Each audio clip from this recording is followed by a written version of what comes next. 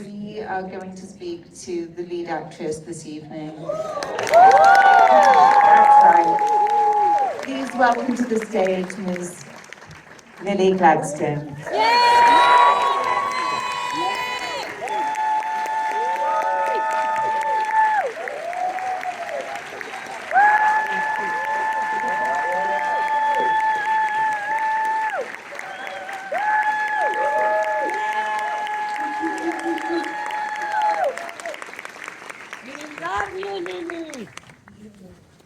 I love you too.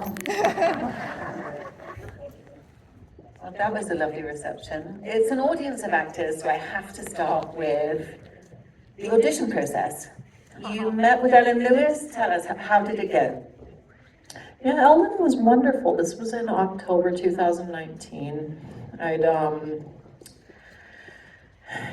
went in and it was a very candid conversation where she told me how high interest was. She, because she's sensitive to actors, kind of warned me of maybe some of the things I might hear elsewhere that would put me in my head about it or make me feel not confident about it.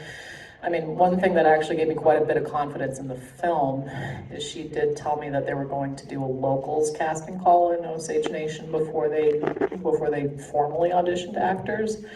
So it was nice that she brought me in and let me know the interest level was high, because it also gives you the benefit of really diving into the character research and turning up all the extra things that maybe just the first read of the book, which I had already done at that point, didn't turn up. And being a native actor, I was discovered because a film that was being made locally decided to cast locally rather than pulling talent from LA to appease producers. And I was grateful for that. So it gave me a lot of confidence that the film was trying to do it in the right way from the get-go, which is always kind of a little bit nerve-wracking as a native actor, and it was the first really big studio film that I'd been called into so specifically. So then after the locals casting process had happened, which had turned up actors who played very key Osage historical roles in it outside of the sisters, and actually really shaped the film after that. I did my first sides read. I did a self-tape and then was brought back in for notes. And I remember back then, actors in here, you kind of know when you're getting dummy sides. I had that moment where I was like, God, I hope these are dummy sides, because they were very well written, but it was a 3-page heavy dialogue scene between Molly and Ernest, where Molly had long monologues where she kind of names all of her family in one go. You get a sense of her and Ernest's relationship in one interaction, and it felt like a very tertiary character to me. And it was also not the Molly that I had read in the book. It was not the Molly that I had felt thinking about just who Native women at that point in history were, just stories about my own grandmother, or great-grandmother, and I'm named after my great-grandmother Lily, who would have been a contemporary of Molly. They were only 10 years apart in age. So I remember, you guys also know what it feels like when you do an audition and you do every possible thing you can, but you just don't feel like you have it. You have read the book. I don't think it's common to read the whole book before your first audition. I mean, I read it and I audiobooked it, so that was I need both. Covered all bases. When I needed to be on the train, I listened to a lot of the book on the subway. Read it as fast as you can, as much as you can. And it's funny because the way that I ended up reading the book is the way that I feel like the rewrite had happened, because after I got called back in for the notes and then the reread with Ellen, COVID happened, and unbeknownst to me, but so gratefully, the whole film got gutted and redone. Leo didn't want to play the FBI Tom White, because when I auditioned, he was slated for Tom White. And it was funny because I even remember reading the sides, imagining Jesse Plemons as Ernest.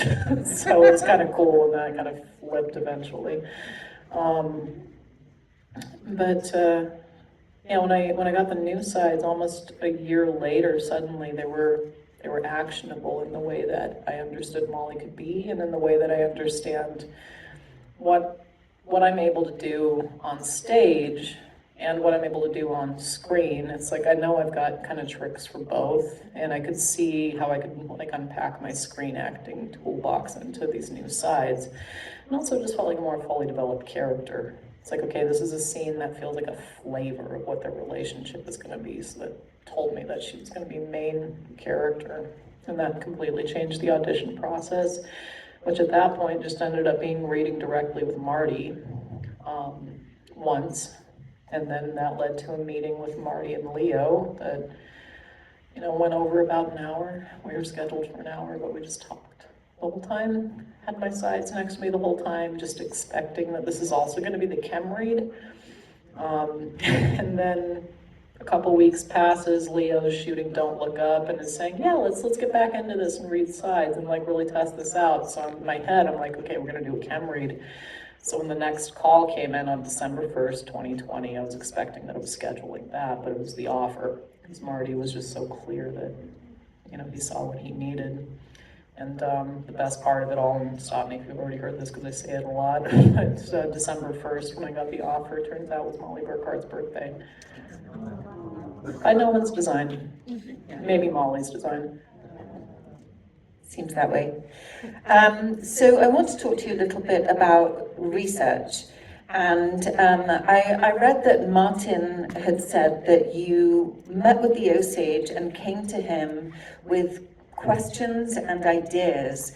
So I'm wondering what you learned from the Osage community in your research, which you passed to Martin, hoping that he would use it, and then how did he use what you gave him? I mean, Marty was just open to the whole process. Anytime someone who was Osage had something to say, it would usually change the script. And I went a little extracurricular. Like, I really, really praise Sikelia for the fact that they sent producers out a year ahead of when any talent or anybody else from production arrived, just to build relationships with community. So when I got there, people were familiar with the presence that we were bringing into the community. And there were a lot of meetings set up, and I met a lot of new people. But I had Osage friends just from being in the community. You know, it's this kind of dual thing, like when somebody's like finds out you're native, they're like, oh, do you know this person? And then it's like you're waiting to be like, oh my God, we don't all know each other. And then they'll say the person, and you're like, oh yeah, I do know them. It's just a joke in Indian country. It's like 2 degrees of separation instead of 7. But yeah, I had Osage friends from work prior that I got in touch with, and one particularly, Wilson Pipestem, is a brilliant lawyer who's done a lot of work for, you know, a lot of different aspects of Indian country. I got to know him because of his work with the Violence Against Women Act and getting the Native provisions re-signed on those. There was a play reading that went along with that, but anyways, Wilson shared stories of his grandmother Rose, which was so valuable because in talking with Wilson, I was able to give myself permission to lean into a lot of the instincts I had from stories of my grandmother Lily. Both Native women from about the same time. Rose would have been about the same age as Grandma Lil. But Osage and Blackfeet are different. You know, there's 574 federally recognized tribes in the United States and several hundred others that are not federally recognized, either state or self-recognized. But we have different languages, we have different histories. It's like we're very diverse. Washington State alone has more tribal nations than Europe has countries. So the difference, it was a big thing. I was really trying hard not to apply a Blackfeet perspective to Osage history, but being the fact that Rose Pipestem was a traditional Osage woman and very Catholic, and Grandma Lily was the same. She was very Catholic and very Native, spoke her language. the more I visited with Wilson, the more I just kept hearing stories that sounded like Grandma Lily.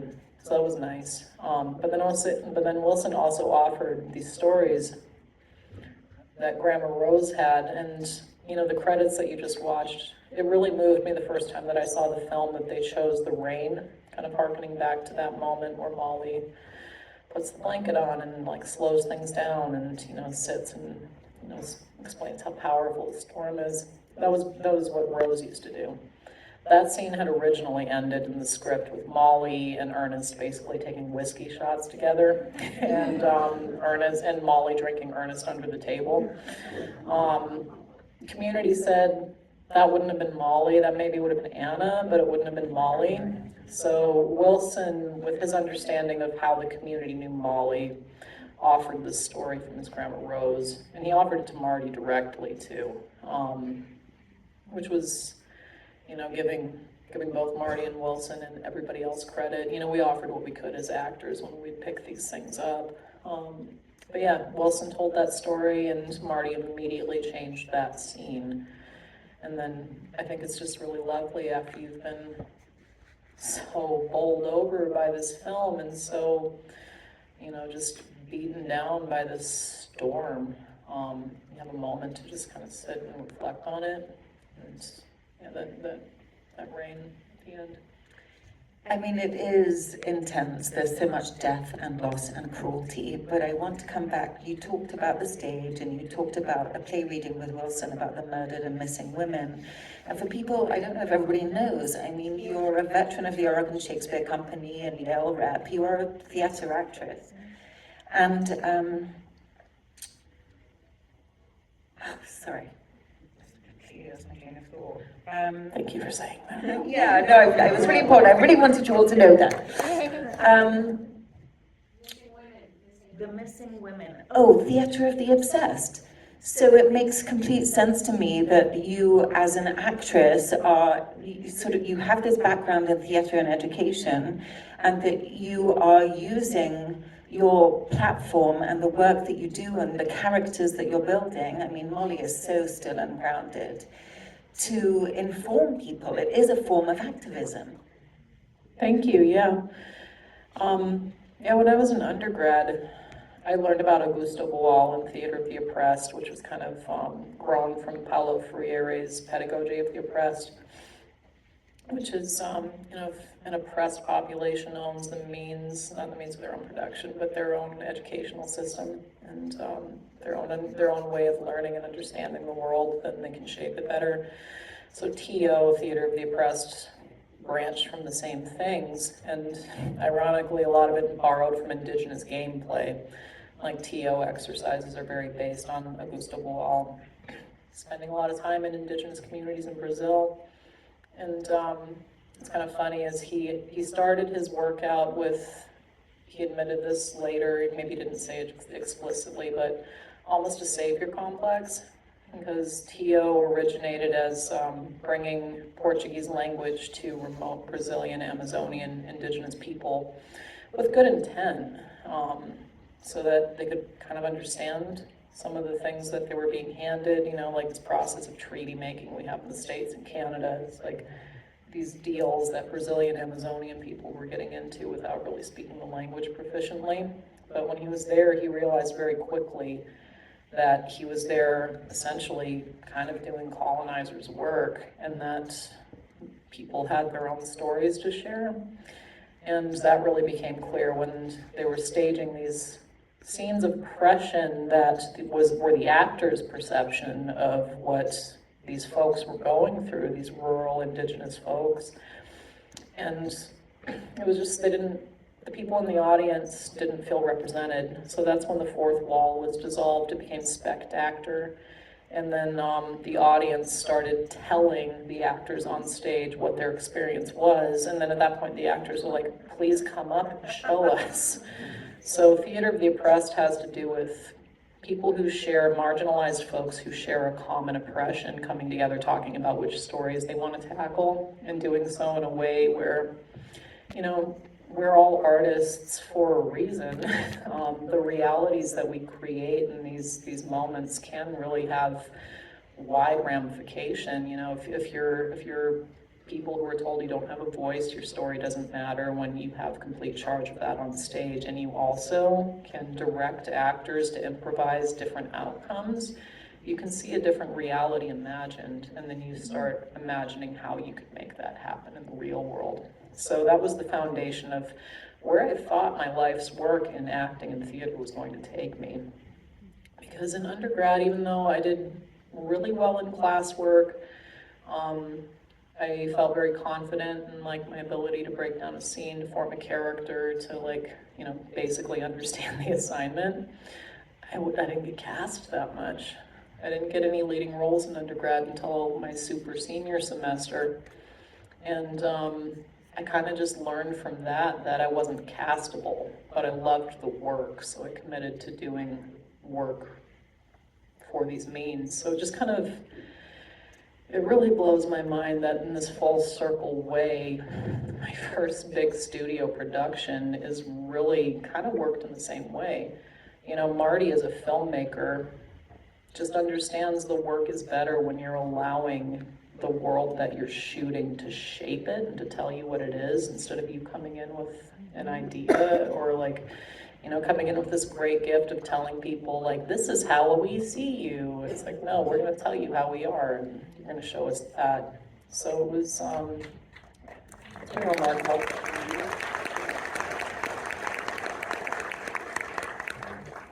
You talk about improvising. We know that Leonardo DiCaprio is a master improviser, and I've seen him credit you entirely with this first, it's really the first scene where we get to understand the relationship between the two of you, and he says that it was your idea to come up with this translation where you call him a coyote and he's the handsome devil. That's high praise, I think, from Leonardo DiCaprio. Oh yeah, his improvs are so funny.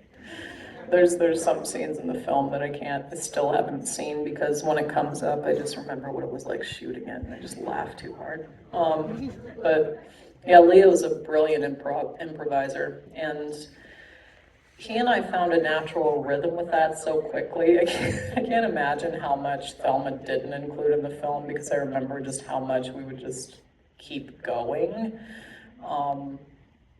Yeah, that was wonderful. Like the discovery of Shomigasi, coyote, came from my language teacher, Chris Cote. And I had two. Chris, I always say, laid the foundation for me, and then Janice Carpenter, who taught me women's dialect, because even within this language that I don't speak, and is very, very different than any tribal language that I'm comfortable speaking, there's even different dialects between genders. So when I had an Osage woman teaching me how to say it, you know, she helped me put the window dressings on. But Chris Cote in our early lessons was also giving me stories and helping me like understand Osage worldview, because I told him that early on. It's like I don't want to put a Blackfeet tint on an Osage character. So like I'm just here to learn. But one thing that we had in common, I was raised hearing trickster stories, and Chris would share trickster stories with me because he teaches his students. He will tell them a trickster story because a lot of times, especially when you're telling them to kids, they're really funny and they're entertaining. It's a little bit Looney Tunes-ish, you know, like Wile E. Coyote and Roadrunner, I guess, maybe argue. It's kind of how they sound. But he was also illustrating just how animated Osage language is, which is something he and I talked about, both being of the same generation, that films depict us as being so stoic, but we know how like boisterous and funny we are. So he would tell me these trickster stories in Osage language first, so I could see how animated the language was when you speak it, which ultimately is where I found Molly most. And at her most comfortable, obviously, would be in her first language, but it's when she's able to be most expressive. And that scene was definitely the one with the sisters, too. But when Chris told me the Shomigasi story, this coyote story, you know, we vetted it heavily because a lot of these stories are not for outsiders, but this one was one that was okay. It's been published and it's shared with outsiders quite a bit. But I immediately like drew it to my own tribal trickster stories I was raised with, and then suddenly I found Molly's blind spot for Ernest to hide in. That when she calls him Coyote. She's not just calling him the animal, she's calling him this trickster figure. Coyote is in Osage oral tradition. They have many trickster figures, some are more sinister. Coyote, still getting used to that coyote is how we say it in Montana. Anyway, he's like the fop, he's the one who's always, hedonistic, fun-loving, self-serving, makes the party during the night and sleeps all day, as, Ernest admits in that. It's like immediately. But is always very self-serving and very, like, charming. But in these stories, when you hear them as a kid, it's really funny. So, like, immediately Molly had his number. And because he, like, that also changed what the whole arc of the story was for me. And Marty and I, just, the other night at National Board of Review, somebody called it a Western. And Marty looked at me again, he's like, the Western thing again, we can't escape that.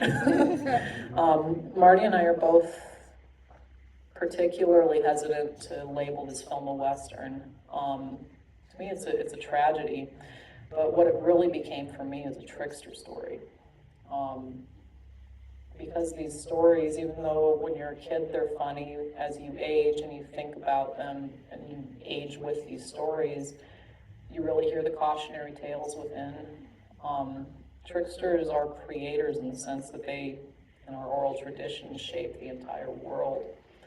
So when I understood the arc as being a trickster narrative and understood Ernest as being a trickster, it was so vital that Molly kind of have her finger on his pulse a bit, like have his number, so to say, because then at that point you don't really think they're capable of it.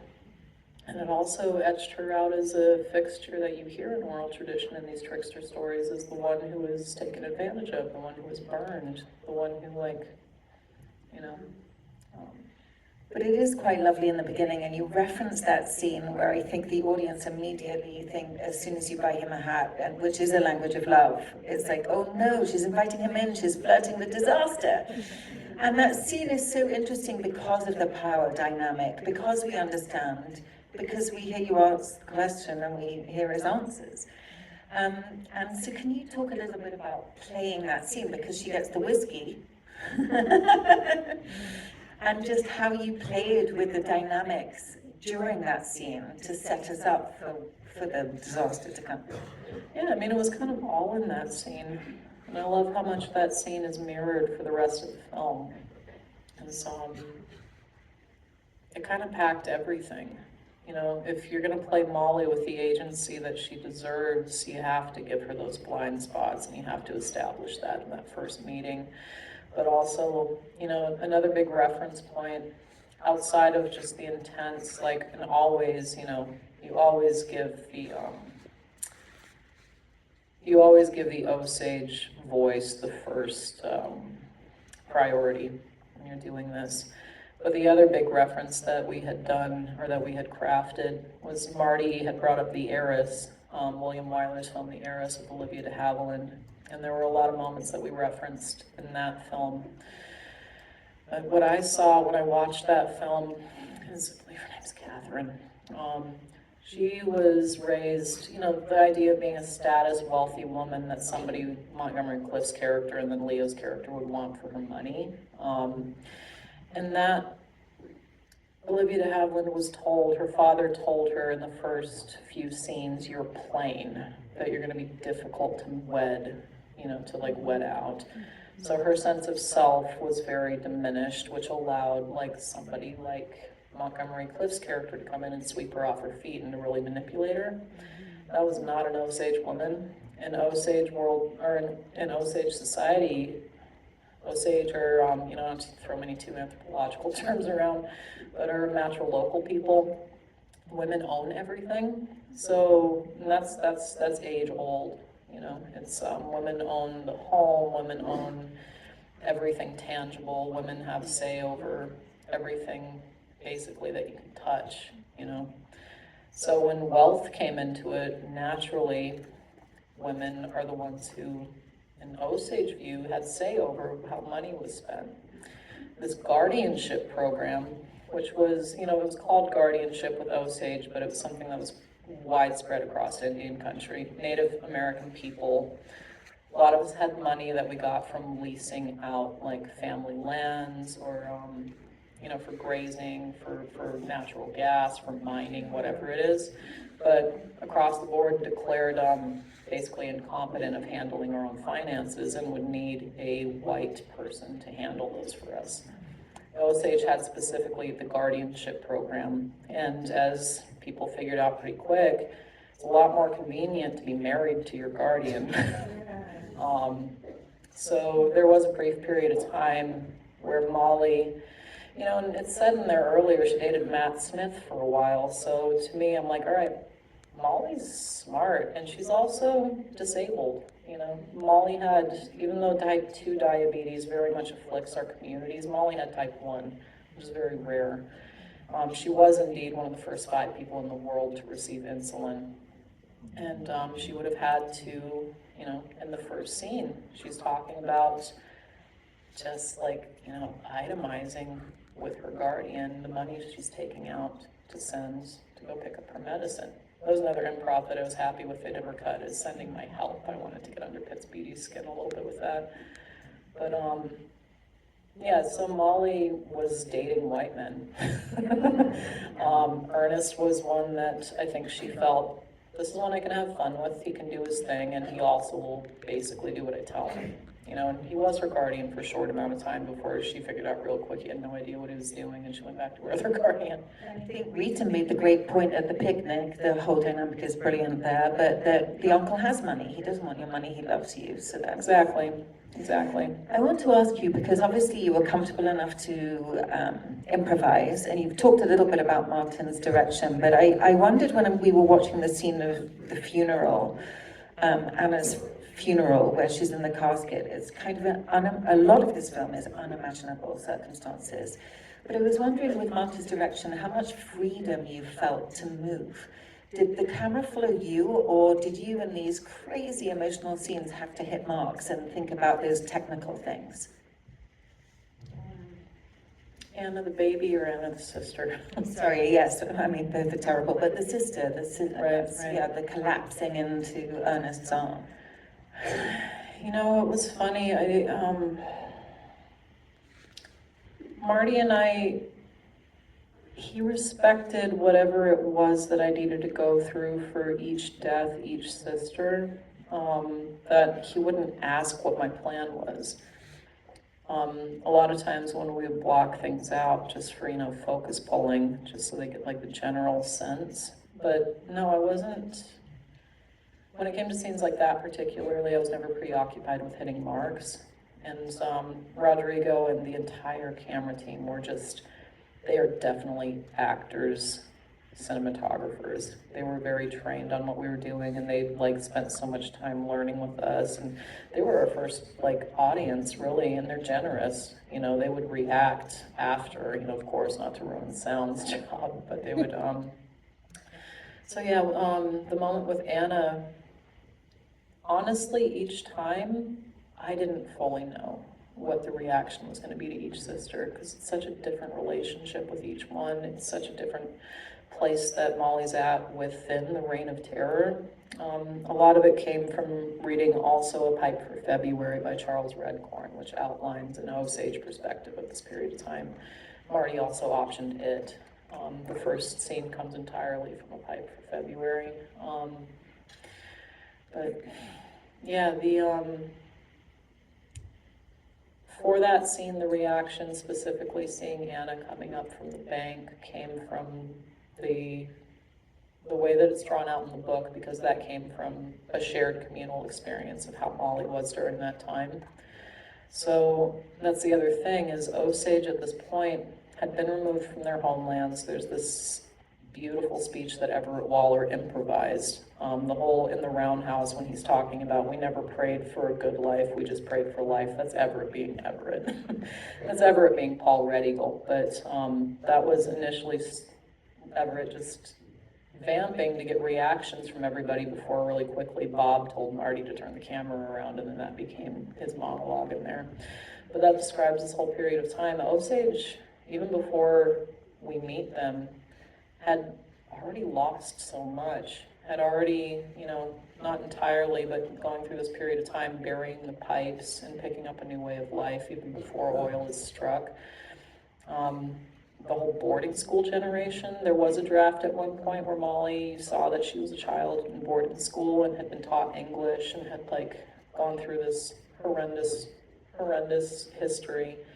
Yeah, there was a lot that Osage were carrying. So by the time that we meet them, it's, we talk about also undoing that trope of the stoic Indian, but it was also inappropriate to make an Osage woman, who everybody described, especially at that point, it's not stoicism, it's just, Osage have a saying that I forget exactly how it goes, but basically the river only goes forward, it doesn't go backwards. So you mourn, you have a period of intense mourning. That's what the wailing scene was about. It was an Osage practice that has kind of gone away. But then once your mourning is done, you move on. So it was not trying to make a melodrama out of this grief. It was metering it all.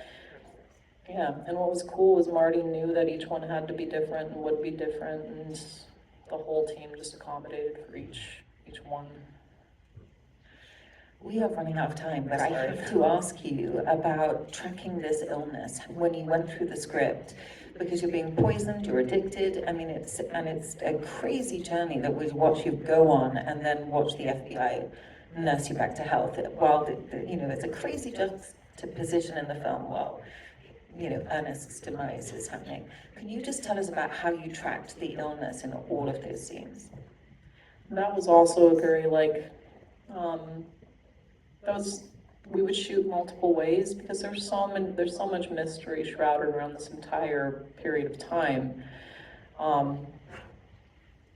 So really the big thing for me was deciding what she was getting, and from conversations with their other grandchild, Billy Burkhart, the family's pretty much determined that it was a combination of arsenic and morphine that was also in her insulin. So there were three things that I was processing in my body, and knowing, we would always say okay, she's pregnant and that's the legacy of the family, so they're scaling back on the arsenic through the pregnancy, but it's still Molly wasn't able to breastfeed, which is one reason the baby didn't have the immune system to fight off the whooping cough. So the arsenic, it ravages your central nervous system. The little tiny hand flips are all, that's part of it. So while arsenic is doing its horrendous job of eating her insides out and damaging every system in her body, she also has this process of becoming addicted to the morphine. So that's where I also put, we talked about this a bit beforehand, but there's so much subconscious in Molly that you have to craft, but you can't really play, because how do you play subconscious? You just allow it to be. But a lot of the suspicion that she would have had was arising from her instinctual subconscious place. Your conscious mind picks up the evidence that's put in front of you, and then your heart is ultimately the last thing that speaks. It's there's no way that he would be capable of this. But the other added, I guess, blind spot that I gave her for Ernest was there was a physical addiction in this process too. Every time Ernest came around, suddenly things would feel a little bit better for a moment. And then as soon as the arsenic's gone, she starts getting better because also the insulin is doing its job too. Once those elements are taken out of it, those last few scenes, I really, I've spent a lot of my life very close to people who are at different stages of relationships with their addictions. So that last period, those last few acts, particularly with Ernest, is this is a person breaking an addiction she doesn't know she has, but is applied onto basically her husband. So, as far as the tuning of what she's getting more sometimes, less other times, had a lot to do with how effective Ernest was at administering this. There's that beautiful scene that I think was found while we were making it and like was shot as an option, but pretty much we had decided on it that Ernest would give himself a little bit of whatever she's taking, which kind of further goes to prove that real love that the community kept saying that they had. The cocktail of all of the substances was where the subconscious mind that I gave Molly was able to start popping up a bit more, but her body's incapacitated at that point. And then like the process of all of these things leaving her body, like without knowing it, her sobriety, her sober mind, kind of like catching up. And I mean, some of you may have caught it in the hospital that she was also in the hospital prescribed heroin. So there's that. Thank you, 1920s healthcare. I mean, there are so many scenes, it's just killing me that we're not going to have time to go through, like losing a child, that funeral scene, and the courthouse scene at the end, and the fight scene, and twice, she's giving him all of this opportunity to tell the truth. I just want to ask, because it sounds like you did alternates, and then we really are going to have to leave. It's when you actually saw the film, because you had filmed alternates, what were you surprised by? What were the surprises the first time you saw it?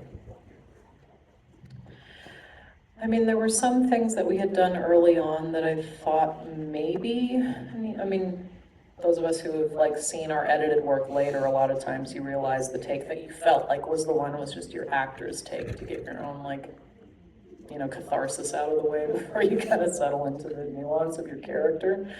So, be that aside, I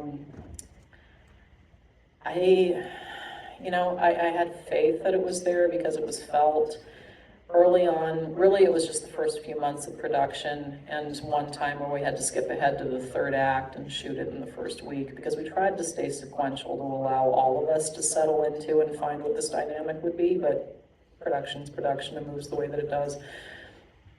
But the thing that kind of kicked in after the first month was Marty works so closely with Thelma Schoonmaker. She's watching everything and she's giving notes during the whole process. So while we had kind of been doing these multiple takes of different levels of love, complicity, suspicion,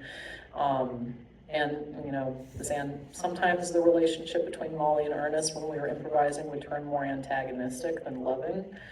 Thelma's notes were consistently, the love is what's working, more of that. So when we got to that point in the script, then that's when we're like, all right, we're just bending the rest and we're focusing on the love story because that's what's working. And that's what, as Margie Burkhart, Ernest and Molly's granddaughter said, when she watched the film, I think I maybe felt somewhat the same way, nowhere compared to what she would have felt. She said she felt a weight lifted, and she articulated something about how she was moved, or it was significant to her anyway, that she could see what maybe this relationship would have been. You sold it. Ms. Lily Gladstone, thank you for spending so much time with us. I want to remind you all, look at this, lovely, that there is a reception next door, so please do come to the reception. Thank you so much, Lily.